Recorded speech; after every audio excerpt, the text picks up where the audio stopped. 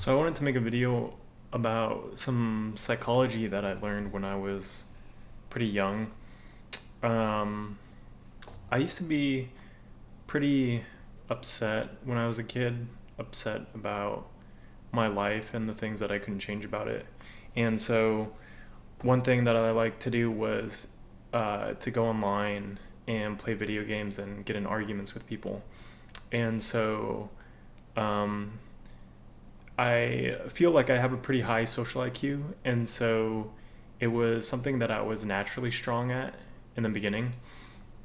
And then slowly I learned um, more and more kind of about it, and kind of like it sounds bad because it's a toxic thing to do, but I was very young and I was just trying to make that skill better. And so I realized soon that there were different levels to when you were in a verbal argument with someone. And so the one of the basic levels was like name calling. That was something that high schoolers would do. It was kind of like a low maturity type of thing when you resort to name calling, and you'll see people do it in an argument. You'll see they'll be in a legitimate argument or conversation, and then they'll resort to an insult about someone's appearance, or even more basic and I think even more immature will be just saying a verbal insult like fuck you or like you're a bitch. And so I realized that that was like a lower level to it. But one thing that I learned, which is like the the highest level of it, is I learned that if you want to make someone upset, then you call them names. But if you really want to destroy someone, then you have to tell them the truth about their life that they're denying. And so it kind of all made sense a little bit later. When you think about it, there's like the stereotype of the midlife crisis where the guy gets divorced and then he buys a Corvette and he, goes to a casino and drinks every weekend. And what that means in terms of human psychology is that he had something pent up that he needed to do that he never let out. And so it built up over time, and then it got to a certain point where it all came out because it wasn't dealt with is not the right word, but probably a better word would be it wasn't used in the beginning. Like everyone needs, excitement in your life.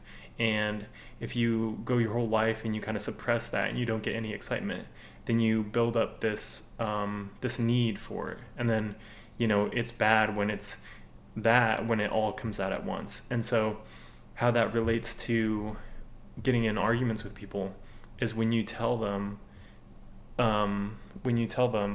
the um, what is their um, what the one thing is that they're denying in life, is you're exposing that thing that they do not want to recognize and they're pushing down. And so it's this thing that they can't come to terms with it.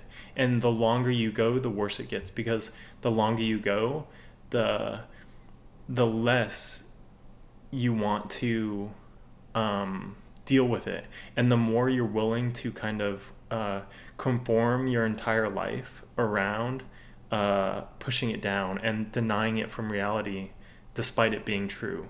And so then when you finally bring that thing to light that they were in denial of, then they're completely destroyed, because you sort of bring it to light and they're faced to recognize it. They can no longer deny and push it down. Um, and this is a really like, don't get me wrong, this is a really kind of toxic way to act, sort of, but also, it may be a gift, because I think you reach true enlightenment when you recognize your problems and you fix them, not when you ignore reality. It may seem nice in the current moment to push your problems aside, but everyone knows that that's not the truth, that going through whatever hard stuff, no matter how bad it sucks to get through it, that's the way.